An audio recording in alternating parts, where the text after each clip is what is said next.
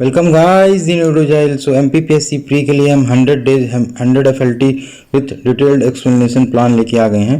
इसमें हम 100 डेज में आपको 100 एफएलटी का डिटेल्ड एक्सप्लेनेशन कराएंगे। जैसे आपको पता होगा कि यहाँ पे 4 ऑप्शंस होते हैं और हर एक ऑप्शन का 2-3 आपको एडिशनल फैक्ट मिलेगा। मतलब कि 25 से 30 मिनट में हम आपको पहले तो 100 क्वेश्चन, मतलब कि 400 ऑप्शंस और 400 ऑप्शंस के 2-3 एडिशनल पॉइंट, मतलब कि 1000 से 1200 फैक्ट और कंसेप्ट के साथ कैसे उसको रिटेन करें, कैसे उसको याद रखें, वो हम डिस्कस करने जा रहे हैं। डेली के डेली एक एफएलटी हम डिस्कस करेंगे, तो आप हमारे साथ देखिए, पूरे फोकस के साथ देखिए। 25 से 30 मिनट में आपको 1000 पॉइंट अगर मिल रहे हैं तो इससे अच्छा कोई बात हो ही नहीं सकती है।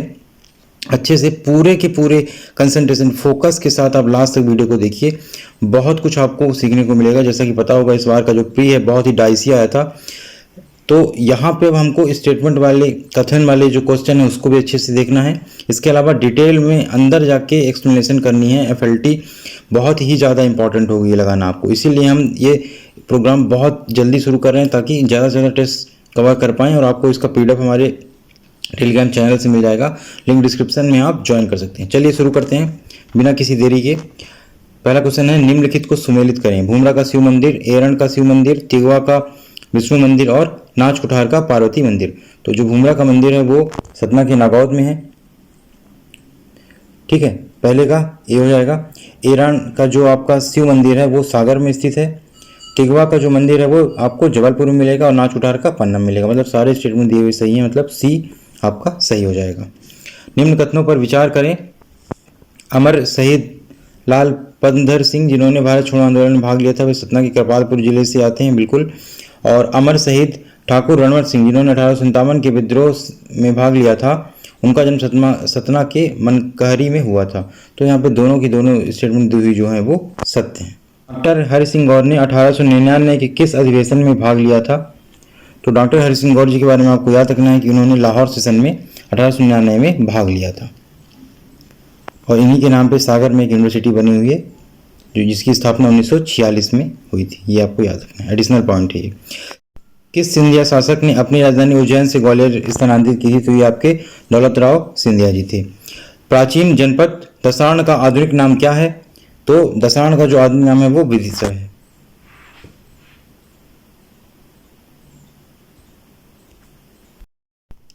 किस सिंधिया शासक ने अपनी राजधानी उज्जैन से ग्वालियर स्थानांतरित की थी? तो ये दौलत राव सिंधिया जी ने की थी। जनपद दसार्ण का आधुनिक नाम क्या है? विदिशा है। इस बार भी कुछ एक क्वेश्चन इसी प्री में पूछा हुआ था कि दसार्ण किसका नाम है, तो विदिशा का। याद रखना है आपको, सही समय पूछा हुआ था। अगला क्वेश्चन देखते हैं। सही जोड़े बनाइए, नीचे दिए गए कूटों को सही उत्तर छांटिए। ठीक है, भोज, दुर्गावती, समुद्रगुप्त, अशोक, उज्जैन, विदिशा, धार, गोंडवाना।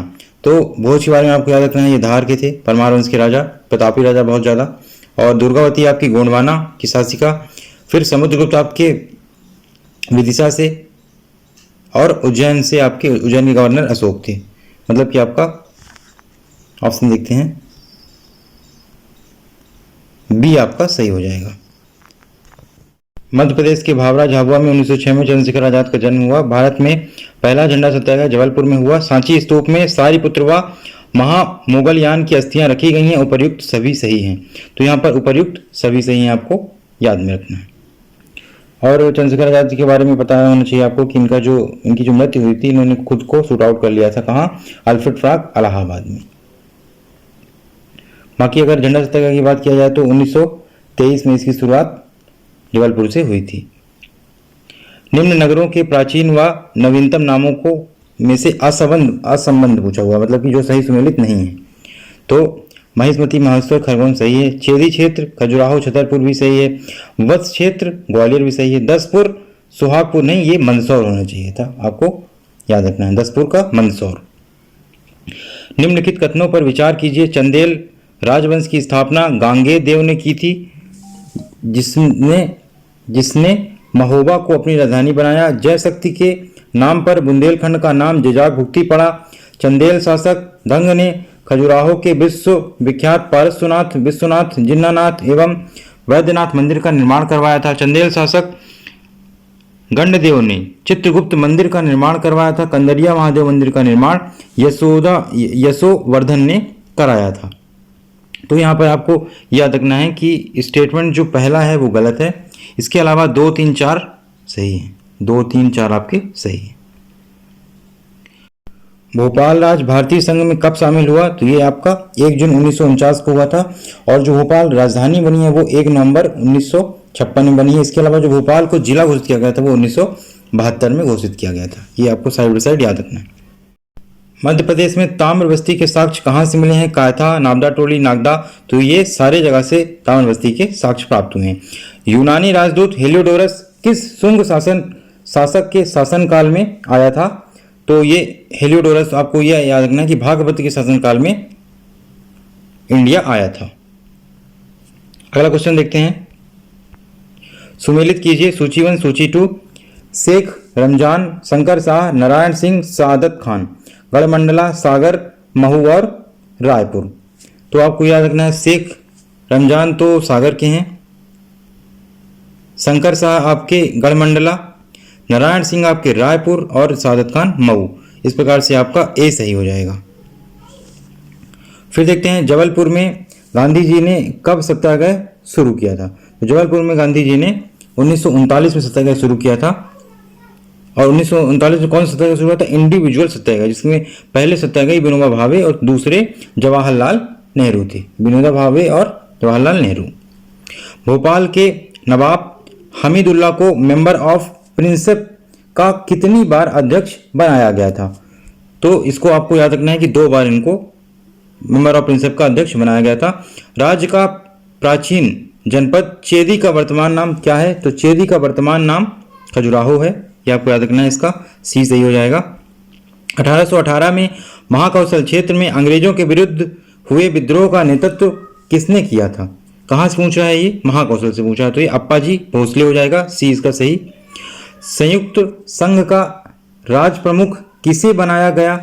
तो संयुक्त संघ का जो राज प्रमुख है वो जीवाजी राव सिंधिया को बनाया गया था, जिन्होंने 18 मई 1948 को शपथ ली। इसके अलावा जवाहरलाल नेहरू ने मध्य भारत राज्य के प्रथम राज प्रमुख के रूप में जीवाजी राव सिंधिया को शपथ दिलाई थी। सुमेलित कीजिए सूची और सूची 2। किला और निर्माणता हमको देखनी है। अरसीगढ़ का किला, ग्वालियर का किला, चंदेरी का किला। तो अरसीगढ़ का किला आपको याद रखना है, ये आसाराम अहिर राजा के द्वारा बनाया गया था। इसके अलावा चंदेरी का किला कीर्तिपाल के द्वारा। ग्वालियर का जो किला है वो सूरजसेन, बिल्कुल सही बात है। अब स्टेटमेंट देखते हैं क्या क्या दे रखा है। मंदसौर का किला तो हम पहले आपको बता चुके हैं, मंदसौर का किला अलाउद्दीन खिलजी। इस प्रकार से आपका जो सही ऑप्शन है वो बी हो जाएगा। कौन सा स्थान प्रदेश को ताम्रपाषाण संस्कृति से संबद्ध करता है? तो यहाँ पे एरन और काथा, ये दोनों ही ताम्रपाषाण संस्कृति से संबद्ध करते हैं। धार के किले के बारे में क्या सत्य नहीं है? असत्य कथन पूछा हुआ है। तो इसका पुनर्निर्माण 1344 में मोहम्मद बिन तुगलक ने दक्षिण विजय के दौरान करवाया, बिल्कुल सही बात है। इस किले में खरबूजा महल है, बिल्कुल सही बात है। फिर इस किले में शिवाजी के बेटे का जन्म हुआ था, नहीं, ये गलत बात है। और इस किले में अवस्थित देवी कालका मंदिर परमार नरेश मुंज द्वारा बनवाया गया था, ये भी सही बात है। तो अब अगले क्वेश्चन में आपसे ये पूछ सकता है कि जो कालका मंदिर है किस परमार नरेश ने बनवाया था? तो नरेश मुंज। धार में है या नहीं है, धार किले में स्थित है या नहीं है। तो इसी तरीके से एक ऑप्शंस को उठा के दूसरे क्वेश्चन नए नए फॉर्म होते हैं। प्रीवियस ईयर की एनालिसिस आपको ऐसे ही करनी है, चारों ऑप्शंस को डिटेल्ड आपको थोड़ा सा 2-3-4 एडिशनल पॉइंट जो भी इंपॉर्टेंट वाले हैं वो करते जाना है। अगला निम्न कथनों पर विचार करें। अरसीगढ़ का किला बुरहानपुर जिले में है। इसका निर्माण 10वीं शताब्दी में अहिर राजा आसा ने करवाया था। इसे अकबर ने सोने की चाबियों से विजित किया और इसे दक्षिण का द्वार कहा जाता है। इसमें असत्य पूछा हुआ है, असत्य नहीं है पूछा हुआ है। सारे के सारे स्टेटमेंट सही हैं, मतलब कि ये चारों असत्य नहीं है, मतलब चारों के चारों सही हैं। नरवर के किले के संबंध में क्या सही नहीं है? यह शिवपुरी जिले में स्थित है। यह किला नल एवं दमयंती की प्रणय कथा के लिए प्रसिद्ध है। यह कछवा, तोमरों और जयपुर के राजघरानों के लिए प्रसिद्ध है। इसमें तापेश्वर मंदिर 500 पुराना स्थित है। तो पहला, दूसरा, तीसरा सही है, चौथा गलत है क्योंकि ये नरवर रोड के किनारे है, ना कि किले में स्थित है। निम्न में से सही सुमेलित नहीं है। इतदार महल, दाई का महल, मदन महल या मठन महल, नौखंडा का महल। इतदार महल रायसेन तो सही है, ताई का महल मांडू भी सही है, मदन महल आपका जबलपुर भी सही है, नौखंडा महल चंदेरी होना चाहिए था, धार सही नहीं है, नौखंडा महल चंदेरी में है, ये आपको याद रखना है। अगला देखते हैं, मारा की गुफाएं जो भित्ति चित्र के लिए प्रसिद्ध हैं वो कहां पर स्थित हैं? तो आपको याद रखना है कि ये सिंगरौली में स्थित हैं। सिंगरौली या पहले ये सीधी में आता था। और आपको थोड़ा सा इसके बारे में याद रखना है कि इन गुफाओं में 7वीं 8वीं सदी की तारीखें मिलती हैं। ताम्रपाषाण संस्कृति से संबंधित स्थल कायथा निम्न में से कहां स्थित है? तो ये आपके उज्जैन के समीप स्थित है। कौन सा कथन सही नहीं है? ओरछा के किले का निर्माण बुंदेला शासकों ने कराया, मंदसौर का जिला अलाउद्दीन ने बनवाया था, चंदेरी का किला राजा उदय वर्मन ने निर्मित करवाया, धार का किला मोहम्मद तुगलक के द्वारा निर्मित कराया गया था। तो यहाँ पे आपका जो सी स्टेटमेंट है वो गलत है। चंदेरी का किला राजा उदय वर्मन ने नहीं बल्कि राजपूत शासकों तथा बुंदेलाओं ने करवाया था। बुंदेला और राजपूत शासक आपको याद रखना है। इसके अलावा ओरछा, मंदसौर और धार सही है। ये स्टेटमेंट यहीं कहीं आपको रिटेन कर लेना, दिमाग में याद करते चलना है। पूरे फोकस के साथ करते रहिए, थोड़ा धैर्य रखिए। 25 से 30 मिनट में 100 क्वेश्चन हम लोग डिटेल्ड एनालिसिस के साथ देख रहे हैं। अच्छा खासा इंफॉर्मेशन आपको 25 से 30 मिनट में मिल जा रही है, तो आप रिटेन करते चलिए, याद करते चलिए साथ ही साथ। मध्य प्रदेश के पौराणिक ऐतिहासिक स्थल के जोड़े में असंबंधित जोड़ा कौन सा है? चलिए ठीक है, देखते हैं। बाघ का कुआं धार तो सही है। भृतहरि की गुफाएं उज्जैन में है, ना कि सतना में, सेकंड गलत है। मंगलनाथ उज्जैन बिल्कुल सही। धूपगढ़ पचमढ़ी भी सही है। तो भृतहरि की गुफाएं आपको याद रखना है कि ये उज्जैन में है। फिर ओंकारेश्वर प्रसिद्ध है क्योंकि यहाँ है। ओंकारेश्वर प्रसिद्ध है क्योंकि यहाँ क्या है? चलिए ज्योतिर्लिंग है, बिल्कुल आपको पता होगा। इसके अलावा यहाँ पे आपको महादेव मंदिर भी मिलेगा, सिद्धनाथ मंदिर भी मिलेगा और शंकराचार्य की गुफाएं भी मिलेंगी। तो ये सभी सही हो जाएंगी। फिर उज्जैन में क्या स्थित है? तो उज्जैन में आपको याद रखना है, चलिए देखते हैं। मंगलनाथ मंदिर, सांदीपनी आश्रम और कालियादेह महल, ये सारे के सारे उज्जैन में स्थित हैं। मध्य प्रदेश के किस नगर में दिल्ली दरवाजा स्थित है? बहुत इंपॉर्टेंट क्वेश्चन, कंफ्यूजिंग कभी कभी हो जाता है, आपको याद रखना है। तो ये जो दिल्ली का दरवाजा है मध्य प्रदेश में मांडू में स्थित है और इसका जो निर्माण है वो 405 से 407 ईस्वी के मध्य हुआ था, ये आपको याद रखना है। बाघ गुफाएं किसके लिए प्रसिद्ध हैं? बाघ की जो गुफाएं हैं, यहाँ बाघ प्राकृतिक आवास में रहते हैं, ये अजंता एवं एलोरा के समान, यही स्टेटमेंट सही है। यह प्रागैतिहासिक काल का नाट्य मंचन है, नहीं। इसका सेकंड स्टेटमेंट मतलब कि ये अजंता एवं एलोरा के समान है, ये सही है। अगला देखते हैं 33 क्वेश्चन। विष्णु के वराह अवतार की झांकी की प्रतिमा निम्न में से कहां पाई गई? ग्वालियर में, खजुराहो में, उदयगिरी की एक गुफा में। तो ये उदयगिरी की एक गुफा बिरसा के समीप सही हो जाएगा। मंदसौर प्रशस्ति से किस नगर की प्रसिद्धि की सूचना का पता चलता है? चलिए 34 देखते हैं। तो जो मंदसौर प्रशस्ति है इससे आपके दसपुर की प्रसिद्धि की सूचना मिलती है और इस प्रशस्ति के अनुसार कुमारगुप्त सेकंड के राज्यपाल बंधु वर्मा द्वारा सूर्य मंदिर के निर्माण की बात बताई गई है।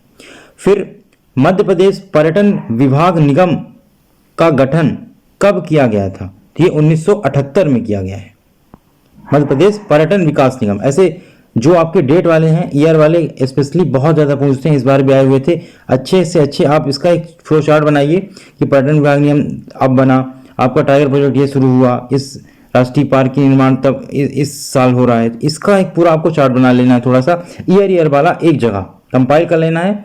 आप बहुत ज़्यादा हो तो आप वॉल में स्टिक कर लीजिए, आते जाते उसको देखते रहिए तो आपको याद हो जाएगा। ऐसे जब आप शॉर्ट टेस्ट करेंगे, बार बार ऐसे ईयर वाले इन्फॉर्मेशन आती रहेंगी, एक बार आप गलत किए, दूसरी बार आप सही किए, तो ये आपको याद हो जाएंगी। ऐसे आपको करते रहना है, तभी हो पाएगा, नहीं तो इस बार से भैया बहुत पेपर टफ होता जा रहा है। चलिए देखते हैं अगला।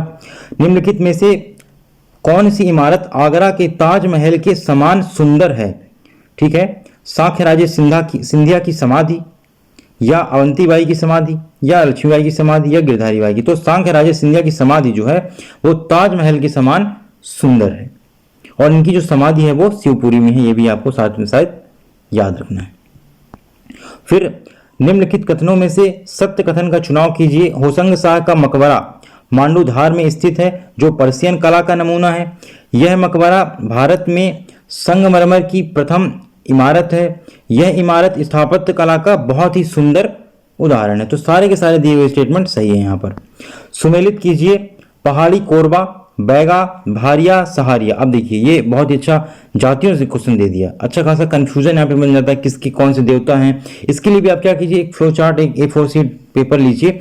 सारी जनजातियां, उनके प्रमुख देवता, उनके प्रमुख त्यौहार, उनके नृत्य हो गया, उनके जो पर्व हैं, वो उसका आप चार्ट बनाइए, स्टिक कर लीजिए वॉल में। तो ऐसे जो भी कंफ्यूजन, जो भी टॉपिक आपको याद नहीं हो रहे हैं, उसकी आप A4 शीट में ऐसे ही शॉर्ट सारणी बनाइए और अपने दीवार में चिपका लीजिए। बस आपको ये करना है। चलिए देखते हैं। पहाड़ी कोरबा आपकी जयपुर में मिलती है। बैगा आपको मिलेंगे मूलतः मंडला में।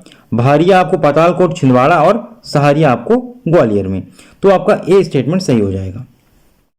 टांडा शब्द निम्न में से किस जनजाति से संबंधित है? तो टांडा आपका बंजारा से संबंधित है। और बंजारा के बारे में आपको याद रखना है कि ये कंघी का कार्य करते हैं। एक स्टेटमेंट तो ये पूछता है। सेकंड आपसे ये पूछता है कि व्यापारी खानाबदोश का कार्य कौन करते हैं? तो बंजारा मूलतः ये राजस्थान में पाए जाते हैं। नहाला किस जनजाति की उप जनजाति है? तो नहाला आपकी कोरकू की उप जनजाति है, ये आपको याद रखना है। और कोरकू शब्द द्रविड़ भाषा के शब्द कोरक से मिलकर बना हुआ है, जिसका अर्थ होता है किनारा। फिर जनजातियों के संबंध में निम्नलिखित कथनों में से कौन से कथन सही हैं? चलिए देखते हैं। देश में सर्वाधिक अनुसूचित जनजाति मध्य प्रदेश में पाई जाती है। ठीक है, मध्य प्रदेश में हर 5वां व्यक्ति अनुसूचित जनजाति वर्ग का है। फिर वर्ष 2011 की जनगणना के अनुसार मध्य प्रदेश में जनजातियां की जो संख्या है वो 1,53,16,784 हो गई है। और यहाँ की सारे सही, तो हमको लग रहा है यहाँ पे सारे के सारे सही हैं। बिल्कुल सारे के सारे स्टेटमेंट यहाँ पे सही हैं। गोंड जनजाति के संबंध में कौन से कथन सही नहीं है? गोंड जनजाति मध्य प्रदेश के सभी जिलों में फैली हुई है। नर्मदा के दोनों ओर विंध्य और विंध्य सतपुड़ा के पहाड़ी क्षेत्र में इनका अधिक संकेंद्रण है। तो पहला स्टेटमेंट सही है, सेकंड भी सही है। तीसरा, गोंड शब्द की उत्पत्ति द्रविड़ भाषा की कौन शब्द से हुई है? कौन से तो हुई है, लेकिन ये द्रविड़ भाषा का शब्द नहीं है, ये तेलुगु का शब्द है। तो ये आपका स्टेटमेंट गलत हो जाएगा। इसका मतलब सी ऑप्शन आपका सही हो जाएगा। मध्य प्रदेश में सिंडौली प्रथा किस जनजाति में प्रचलित है? तो जो सिंडौली प्रथा है वो आपके कोरकू में प्रचलित है। इसमें होता क्या है कि मृतक के संस्कार में सिंडोली प्रथा का यूज में होता है। मतलब कि इस प्रथा का यूज करके मृतकों को दफनाया जाता है और उनकी स्मृति में लकड़ी का एक स्तंभ गाड़ते हैं। इसी को सिंडोली प्रथा बोलते हैं। कोरकू आपको याद रखना है। निम्नलिखित कथनों पर विचार कीजिए। भील जनजाति मध्य प्रदेश के पश्चिमी क्षेत्र धार, झाबुआ और पश्चिमी निमाड़ जिलों में पाई जाती है। फिर भील शब्द की उत्पत्ति द्रविड़ भाषा के शब्द बेल से हुई है, जिसका शाब्दिक अर्थ धनुष। चूंकि यह जनजाति धनुर्विद्या में निपुण होती है, इसलिए इसे भील कहा जाता है। यहाँ पर दोनों स्टेटमेंट सही है आपके, सी सही हो जाएगा। और आपको धनुर्विद्या में निपुण पूछता है कि कौन सी जनजाति धनुर्विद्या में निपुण थी? भील, कोरकू, सहारिया, भारी सब दे देगा। तो आपको याद रखना है भील, कंफ्यूज नहीं होना गोंड या इन सबसे। इसके अलावा आपको याद रखना है कि भील सबसे बड़ी जनजाति अपने यहाँ की है। इस बार का MPPSC प्री का क्वेश्चन। और गोंड अपने यहाँ की सबसे पुरानी जनजाति है। फिर हम अगला क्वेश्चन देखते हैं, 45 क्वेश्चन। विश्व प्रसिद्ध भैरूगढ़ छिपा शिल्प किस जिले से संबंधित है? तो ये जो शिल्प है वो आपका उज्जैन से संबंधित है, आपको याद रखना है। हीड गायन शैली किस प्रकार की होती है? हीड गायन आपकी प्रतिष्ठात्मक आलाप शैली होती है। श्रावण के माह में मालवा में मेनली हीड गायन की प्रथा प्रचलित है। इसमें क्या होता है कि सावन के आगमन पर बागों में झूले पड़ते हैं तथा गांव में हिट गायन की प्रतिस्पर्धा शुरू होती है। बहलोल क्या है? बहलोल मूलतः ये बघेलखंड का लोकनाट्य है जो स्त्रियों द्वारा परफॉर्म किया जाता है। कांसे के प्रसिद्ध बटलोही नामक पात्र कहाँ बनाए जाते हैं? बटलोही नामक पात्र, तो ये आपके को याद रखना है कि सतना जिले में बनाए जाते हैं। निम्नलिखित विशेषताओं में से कौन सी विशेषता सुरैली लोक चित्रकला की विशेषता है? दीपावली में लक्ष्मी पूजा के समय बनाया जाने वाला भित्ति चित्र, दीपावली की पड़वा पर गोबर के चित्र बनाए जाते हैं, वधु मंडप में विवाह के अवसर पर बनाए जाते हैं, या वैवाहिक अनुष्ठानिक भित्ति चित्र हैं। तो आपको इसके बारे में याद रखना है कि सुरौती ये दीपावली में लक्ष्मी पूजा के समय बनाया जाने वाला भित्ति चित्र है और ये मूलतः बुंदेलखंड का पारंपरिक भित्ति चित्र है, ये सही हो जाएगा। सुमेलित कीजिए मामूलिया, संजाफुली, चित्रवर्णन और ईरत, ये सारे आपके लोक चित्रकला है, आपको याद रखना। पहली बात तो ये पूछ सकता है मामूलिया क्या है, लोक नाट्य, लोक नृत्य, चित्रकला तो चित्रकला। ठीक है, अब एक बार देख लेते हैं। तो जो आपका मामूलिया है, मामूलिया ये बुंदेलखंड से संबंधित है। संजाकुली संपूर्ण मध्य प्रदेश, चित्रवर्ण जो आपका मालवा और ईरत आपका निमाड़, मतलब सारे दिए हुए स्टेटमेंट पहले से ही सही है, ए हो जाएगा इसका। फिर देखते हैं टोन क्या है, क्या है टोन, क्या है क्या है, तो ये भील जनजाति का एक लोक नाट्य है। माघ घोघरा का मेला कहाँ होता है, तो माठ घोघरा या माघ घोघरा, इसी को मठ घोघरा भी बोलते हैं। इसका जो मेला है वो सिवनी लखना दौन में लगता है। ठीक है, और यह एक पर्यटन मेला जिसका जो आयोजन है वो शिवरात्रि में बेसिकली किया जाता है। फिर पूछा हुआ है क्वेश्चन कि निम्नलिखित कथनों में से सत्य कथन का विचार, सत्य कथनों को छांटिए। ठीक है, बड़े बाबा का मेला देवास में लगता है, बड़े बाबा का मेला दमोह में लगता है, बड़े बाबा का मेला बौद्ध धर्मावलंबियों को समर्पित है। सत्य कथन से बताना है आपको, तो इसमें जो सत्य कथन है वो आपका है सेकंड नंबर, मतलब कि दमोह में लगता है। बड़े बाबा का मेला दमोह में लगता है, ये आपको याद रखना है। धामोनी उर्स किस संत की मजार पर आयोजित होता है, तो ये जो धामोनी उर्स है वो आपको याद रखना है मस्तान शाह वली की मजार पर आयोजित होता है, और इसका जो आयोजन है वो सागर जिले में होता है। निम्नलिखित कथनों में से असत्य कथन को छांटिए। सिंहस्थ मेला क्षिप्रा नदी के तट पर लगता है, रामलीला का मेला भांडेर में लगता है, बरमान का मेला नरसिंहपुर जिले में मकर संक्रांति पर लगता है, और सिंगा जी का मेला पिपलिया खुर्द में मई जून में लगता है। तो इसका जो आपका डी नंबर है वो गलत है, क्योंकि जो सिंगा जी का मेला है, ये बात तो सही है कि पिपलिया खुर्द खरगोन में लगता है, लेकिन ये अगस्त सितंबर में लगता है, मई जून में नहीं लगता है, अगस्त सितंबर में लगता है, ये आपको याद रखना है। फिर देखते हैं सुमेलित कीजिए साहबुद्दीन उर्स, पीर बुदान मेला, धामोनी उर्स और माँ गोगरा का मेला। तो देखिए धामोनी उर्स आपका, देखिए साहब पहले तो देखते हैं साहबुद्दीन उर्स। साहबुद्दीन उर्स जो है ये आपके नीमच मंदसौर। फिर आपका पीर बुदान का मेला होगा सांवरा शिवपुरी। धामोनी उर्स जो है वो आपका मिलेगा धामोनी में सागर, और माँ गोगरा भैरवनाथ सिवनी लखनपुरा, अभी हम लोगों ने पहले ही देखा। ठीक है, तो इसका जो सही स्टेटमेंट वो आपका बी हो जाएगा। फिर देखते हैं निम्नलिखित कथनों में से सत्य कथन है। चरण पादुका मेला दमोह में लगता है, चरण पादुका मेला मकर संक्रांति के दिन लगता है, इस मेले को जल विहार का मेला भी कहते हैं। सत्य कथन पूछा हुआ है, सिर्फ और सिर्फ सेकंड सही है, क्योंकि ये दमोह में नहीं बल्कि छतरपुर में लगता है। जलियांवाला बाग आपको पता होगा, वहीं होता चरण पादुका हत्याकांड इसको बोलते हैं। ठीक है, मध्य प्रदेश की चित्रकला के पितृ पुरुष किन्हें कहा जाता है, तो ये आपके हो जाएंगे डीडी देवलालीकर। दीदी देवलालीकर जी को मध्य प्रदेश की चित्रकला के पितृ पुरुष के रूप में जाना जाता है। इनका जो जन्म है वो धार में हुआ था, और जो इनकी शैली है उसको डेको रियलिस्टिक शैली कहा जाता था। रमेश पटेरिया एवं डॉक्टर मंजूषा गांगुली ये किससे संबंधित हैं, तो ये दोनों चित्रकला से संबंधित हैं। फिर जन नाट्य संघ तथा यवनिक नामक संस्थाओं की स्थापना किसने की, तो आपको याद रखना है कि जो जन नाट्य संघ और यवनिक नामक संस्था है, इसकी जो स्थापना है वो नरहरि पटेल जी के द्वारा की गई थी। गजगामनी चित्रकला संबंधित है। गजगामनी चित्रकला मकबूल फिदा हुसैन से संबंधित है। आपको याद रखना कि 1991 में इन्हें पद्म विभूषण से सम्मानित किया गया था, 1991 में। निम्न में से किस चित्रकार को AIFACS के अंतरराष्ट्रीय बेनियल में प्रथम पुरस्कार मिला, तो ये आपको याद रखना है कि श्री विष्णु चिंचलाकर जी को आपके AIFACS में अंतरराष्ट्रीय बेनियल पुरस्कार मिला था। अगला देखते हैं, सुमेलित कीजिए। डीडी देवलालीकर, सैयद हैदर रजा, विष्णु चिंचलाकर और हबीब तनवीर, सही सुमेलित करना है। देखिए डीडी देवलालीकर, ये समझ में आ जाएगा आपको, इनकी जो शैली थी वो डेकोरियलिस्टिक थी, अभी हमने पहले ही बताया हुआ है आपको। फिर सैयद हैदर रजा ये समर नायक चित्र, फिर विष्णु चिंचलाकर, ये आपके आशुतोष विधि, और हबीब तनवीर, ये आपके हो जाएंगे चरणदास चोर। फिर देखिए सुमेलित कीजिए साहित्यकार और उनकी रचनाएं। बाणभट्ट, भवभूति, केशवदास और पद्माकर। देखिए अब इनकी रचनाओं में आपको कंफ्यूजन आ रहा है, A4 शीट में आप सबकी रचनाएं बस लिखिए और इनका जन्म कब हुआ, मृत्यु कब हुई और ये कहाँ से संबंधित है, इनसे कोई रिलेटेड अगर अवार्ड है।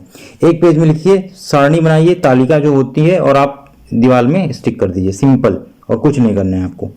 64 देखते हैं साहित्यकार, तो बाणभट्ट जी ने कादम्बरी, बिल्कुल। भवभूति जी का उत्तर रामचरित सही है, केशवदास जी का रतन बावनी भी सही है, और पद्माकर का जगत विनोद, मतलब कि आपका ए सही हो जाएगा। अगला क्वेश्चन देखते हैं, परचरी का संकलन किसने किया था? परचरी का संकलन खेमदास के द्वारा किया गया था। एक साहित्यिक की डायरी किसकी रचना है? अभी साहित्यकारों से क्वेश्चन शुरू हो गए हैं, अच्छा खासा कंफ्यूजन आ जाता है भैया, थोड़ा सा याद करते चलो साथ ही साथ में। एक साहित्यिक की डायरी या फिर गजानन माधव मुक्तिबोध जी के द्वारा रचना इनकी हुई थी। इनके बारे में आपको याद रखना है कि इनका जन्म है 13 नवंबर 1917 और श्योपुर जिले में हुआ था, पूछ सकता है। अगला क्वेश्चन देखते हैं, प्रबोध पचासा निम्न से किसकी रचना है? प्रबोध पचासा आपको याद रखना है पद्माकर, ये रीतिकाल के बहुत ही प्रोमिनेंट कवियों में से एक है। 1753 सागर में इनका जन्म हुआ। फिर अगला क्वेश्चन देखते हैं, निम्नलिखित कथनों में से कौन सा कथन सही नहीं है? चलिए देखते हैं, भर्तृहरि के काल को कुछ विद्वान ईसा पूर्व 72 तो कुछ विद्वान 7वीं शताब्दी मानते हैं, चलिए ठीक है। फिर भवभूति ने अपने काव्य में संस्कृत भाषा का प्रयोग गंभीर नाट्य शैली में किया है। लंबे लंबे वाक्यों, नए शब्दों एवं कथा के भीतर कथा और उपकथाओं के प्रयोग में बाणभट्ट की क्षमता अद्भुत है।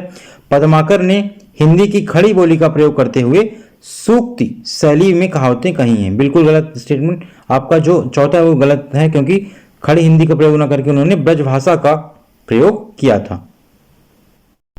निम्नलिखित कथनों में से कौन से सही हैं?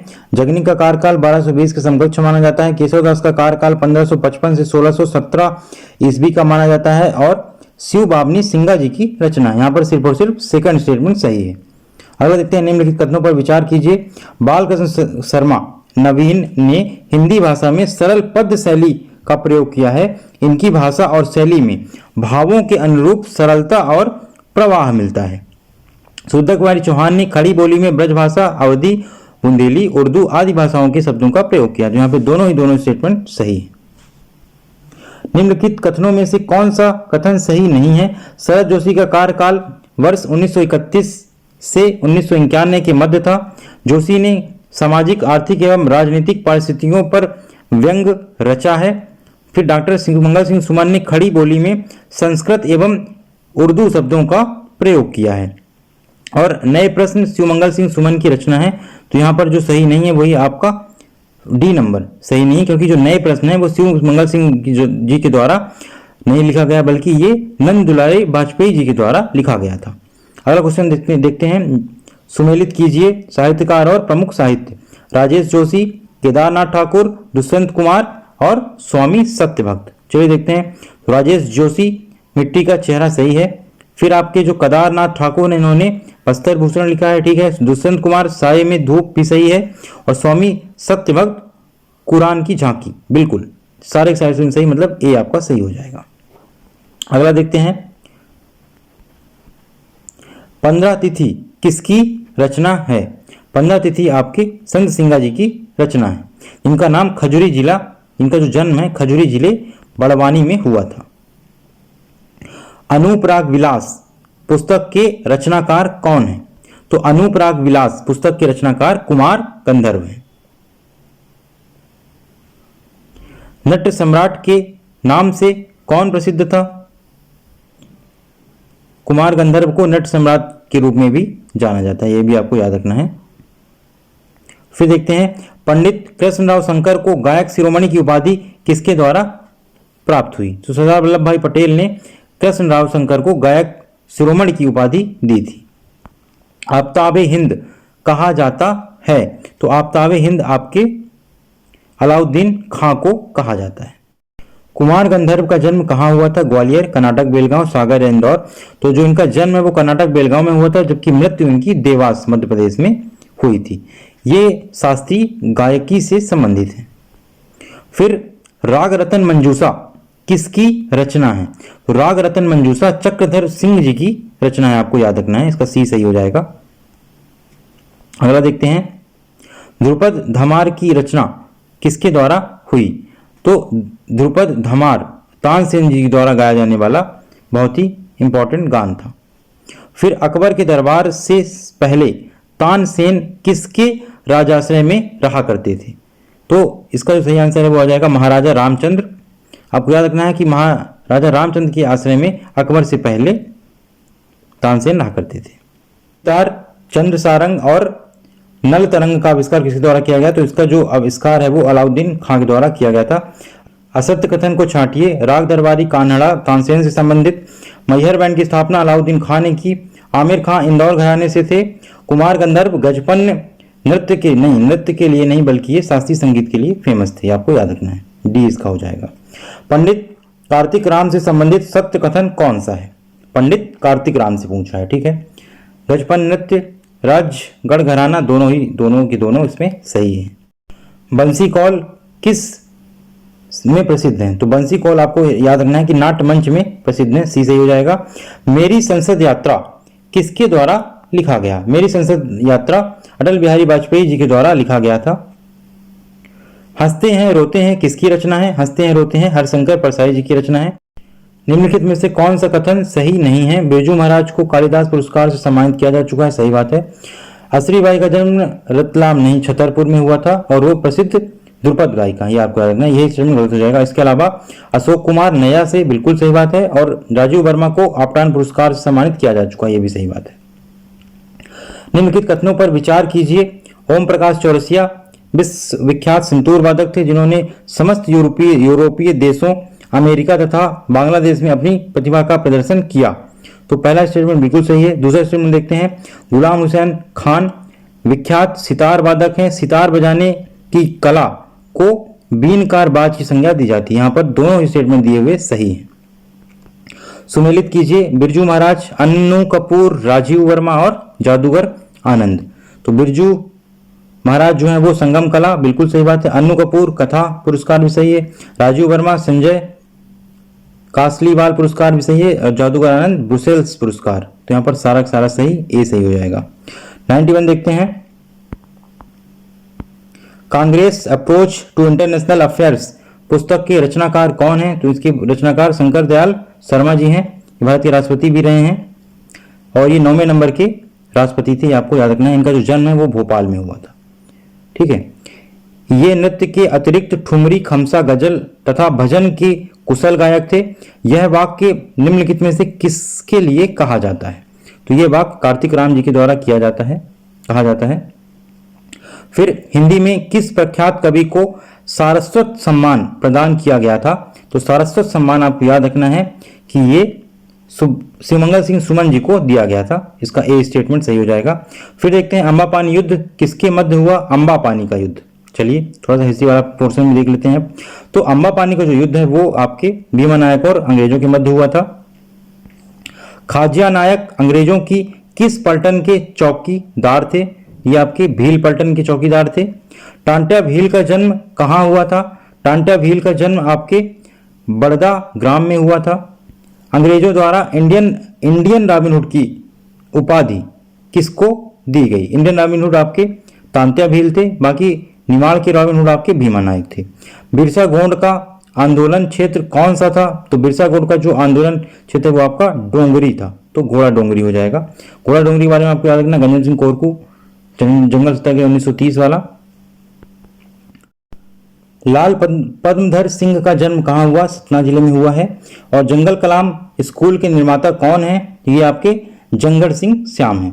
देखिए आपने इतने कम टाइम में 100 क्वेश्चंस कर लिए, बहुत ही अच्छी बात है। अब ऐसे ही आपको डेली आना है, वीडियोस देखने हैं आपको। 1.5x में आप देख सकते हो। छोटे टाइम में आप जब ज़्यादा से ज़्यादा क्वेश्चन लगाओगे तो जो दिमाग में क्वेश्चन से डील करने का फियर होता है उससे आप डील कर जाओगे। एग्जामिनेशन हॉल में बैठोगे आप, क्योंकि कोई भी इंफॉर्मेशन क्वेश्चन आंसर के फॉर्म में ज़्यादा से ज़्यादा रिटेन रहती है। दूसरी बात, जब आप वीडियो देखते हैं तो वहाँ पे ज़्यादा से ज़्यादा सेंसेस इन्वॉल्व होती हैं। छोटे से शॉर्ट नोट्स भी आप चाहें तो बना सकते हैं। तो आपका लिखने वाला पार्ट, देखने वाला पार्ट और सुनने वाला पार्ट, ऑडियो विजुअल रिटन, तीनों पार्ट आपके इन्वॉल्व हो जाएंगे। ज़्यादा से ज़्यादा इंद्रियाँ आपकी जब लगेंगी तो उतना ही ज़्यादा हमको याद होता है। इसके अलावा आप हमारा टेलीग्राम चैनल ज्वाइन कीजिए, वहाँ आपको पूरे की पूरी टेस्ट सीरीज का PDF मिल जाएगा। इसके अलावा हमारी कुछ और सीरीज चल रही हैं, उनकी भी लिंक में डिस्क्रिप्शन है, ज्वाइन कीजिए।